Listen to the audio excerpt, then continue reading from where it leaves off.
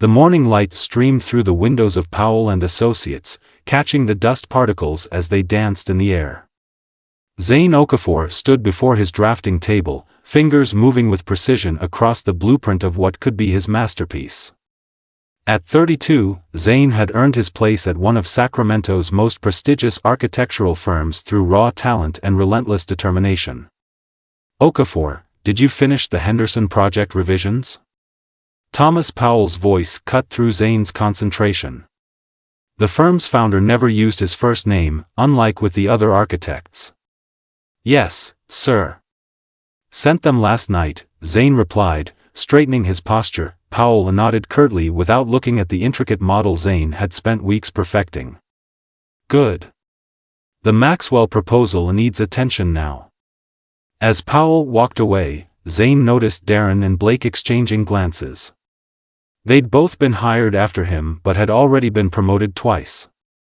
Zane remained in the same position despite bringing in 3 major clients last year. The promotion meeting was tomorrow.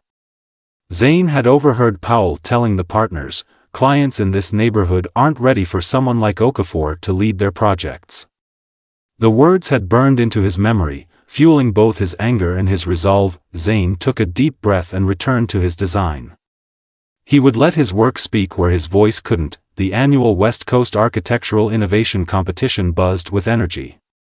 Designers from across California gathered in San Francisco's glass-domed convention center, their best concepts on display for industry leaders and potential clients. Zane checked his watch. 30 minutes until the judges would announce the finalists. His entry, Urban Breathe, featured a revolutionary sustainable apartment complex that integrated vertical gardens with affordable housing. 6 months of late nights had gone into the design. This could change everything. "Impressive work, Okafor." Blake Henderson approached, coffee in hand. "Bold choice, focusing on low-income housing." "Thanks," Zane replied, surprised by the rare compliment. "The solution isn't just building more, but building smarter." Blake nodded. "Powell wants to see you by the east entrance." "Something about a client call." Confused, Zane headed across the crowded hall. No sign of Powell. After 15 minutes of searching, he called the office. Powell was still in Sacramento, racing back to his display. Zane found a crowd gathered around Blake, who stood confidently beside Zane's design boards. Blake was pointing at specific elements, speaking animatedly. "What's happening here?" Zane pushed through the onlookers. The lead judge turned. Mr. Henderson was just explaining his innovative approach to vertical integration of green spaces. "This is my design," Zane stated firmly, his heart pounding. Blake's smile never faltered. "We collaborated, but the core concept was mine." Zane helped with the technical specifications. The judges exchanged uncomfortable glances. One whispered, "Is there a problem?" "Yes," Zane said, his voice steady despite the rage building inside him. "There absolutely is." The fluorescent lights of Powell and Associates burned well past midnight as Zane methodically combed through years of digital archives. After the competition disaster, where Blake had somehow convinced the judges that Zane's design was a collaborative effort, Zane realized he needed irrefutable evidence of the pattern at play. "You're here late," said Vanessa, the night custodian. She leaned her mop against the wall. "Just catching up on some work," Zane replied, minimizing his screen which displayed 5 years of employee evaluations he'd managed to access through the firm's poorly secured server. Vanessa nodded knowingly. "Like you were catching up yesterday and the day before?" She rolled her cart closer. "Whatever you're looking for, check the old email server too. They never properly migrated everything when they updated last year." Zane looked up, surprised. Vanessa tapped her temple and continued her rounds. Following her advice, Zane discovered a treasure trove, emails between Powell and the partners discussing hiring practices.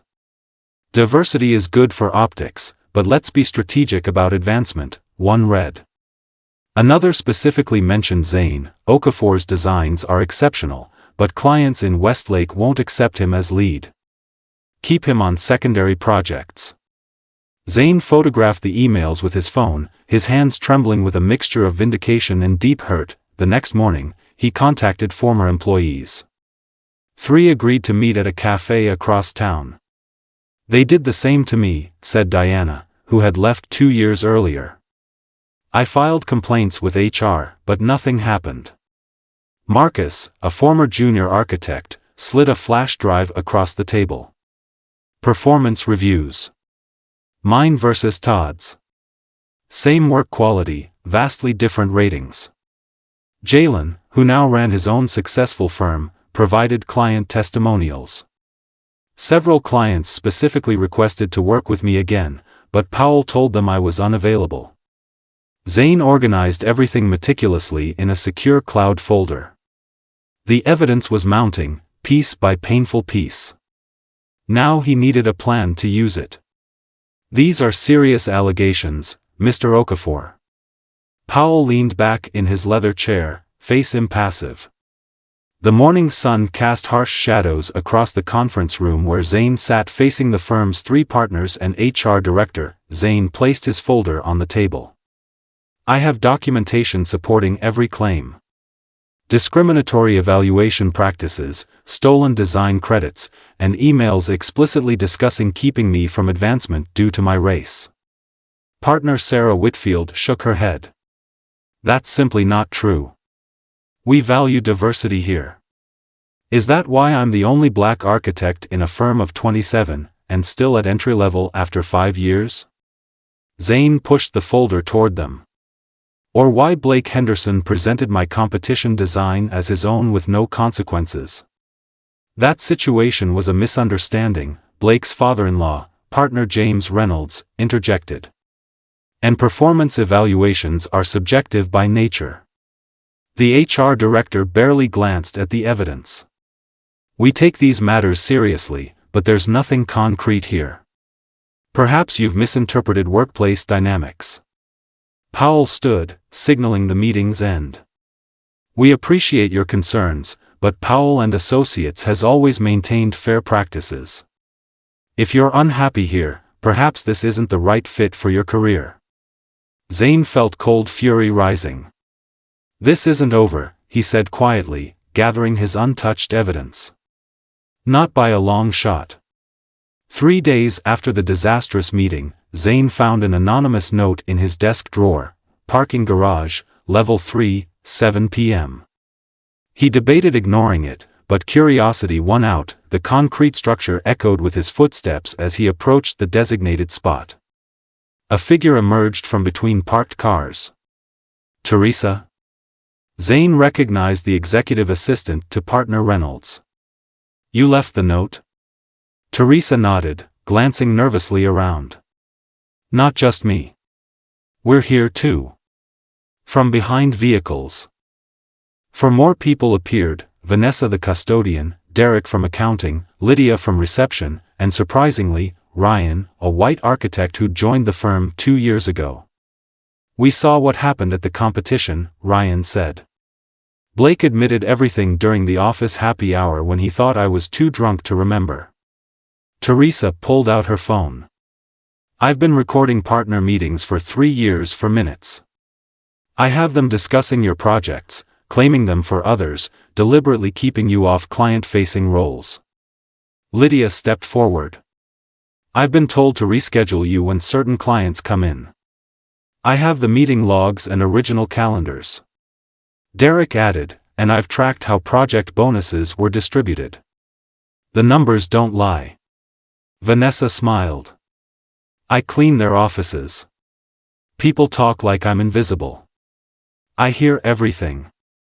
Zane stood speechless as Teresa handed him a USB drive. "It's all here. We're willing to testify. Why risk your jobs for me?" Zane finally asked. Ryan's expression hardened. "Because what they're doing is wrong. And if they'll do it to you, they'll do it to anyone who doesn't fit their mold." Teresa nodded. "It's time someone broke their system." Attorney Maya Curtis reviewed the evidence spread across her office conference table, her expression growing more determined with each document. Mr. Okafor, this is one of the most comprehensive discrimination cases I've seen in 15 years of practice. Zane nodded, mentally exhausted after weeks of preparation. Will it be enough? With your 5 witnesses and this documentation? Powell and Associates should be worried. Maya organized papers into folders. But they'll fight dirty.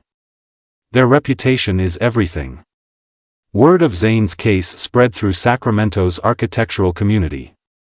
Former employees contacted him with their own stories. The local chapter of Black Architects and Designers Association offered legal fund support. 3 major clients quietly put their Powell projects on hold pending the outcome. Zane's phone rang constantly. Family members worried about his future. Friends offered couches to sleep on if money got tight. His mother called daily with prayers and encouragement. One evening, Zane found 30 people gathered outside his apartment building.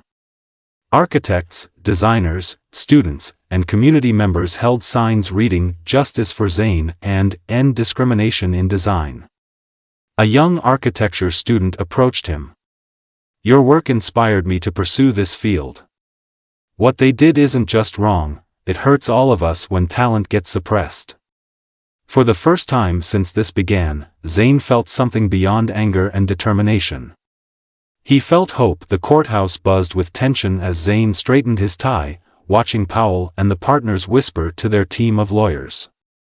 After months of depositions and failed settlement offers, the day of reckoning had arrived. "All rise," announced the bailiff as Judge Camila Hernandez entered. Her gaze swept the crowded courtroom where journalists, architecture students, and industry professionals filled every available seat. Maya Curtis presented a commanding presence during opening statements. "This case will demonstrate a clear pattern of discrimination against Mr. Okafor, resulting in stolen opportunities, suppressed advancement, and significant professional damage." Powell's attorney dismissed the claims as subjective grievances from a disgruntled employee. The turning point came when Teresa took the stand, her voice steady despite obvious nervousness. "Could you explain this recording to the court?" Maya asked, playing audio from a partners' meeting. Powell's voice filled the courtroom. "Zane's Westlake design is brilliant, but we'll put Henderson's name as lead. The Neighborhood Association Board won't accept a black architect for their landmark project." Another voice: "What about his competition design that Henderson presented?" Powell again: "A necessary business decision. Okafor gets to keep his job. Henderson gets the credit. The firm wins the contract. Everyone benefits." Gasps rippled through the courtroom. Powell's face darkened as his attorney frantically scribbled notes. The final blow came from an unexpected source. James Reynolds approached the stand, refusing to meet the eyes of his fellow partners. "The defense calls Mr. Reynolds," announced Powell's attorney, confidence evident. Reynolds took a deep breath. "Before questioning begins, Your Honor, I need to make a statement. What happened to Zane Okafor was wrong, and I can no longer be party to this deception." The settlement reached between Zane Okafor and Powell and Associates dominated architecture news for weeks. Beyond substantial financial compensation, the agreement mandated sweeping changes: a diverse oversight board for project assignments, transparent promotion criteria, and mandatory anti-discrimination training. Powell resigned as managing partner. Reynolds, having testified against the firm, stepped into leadership with a public commitment to transformation.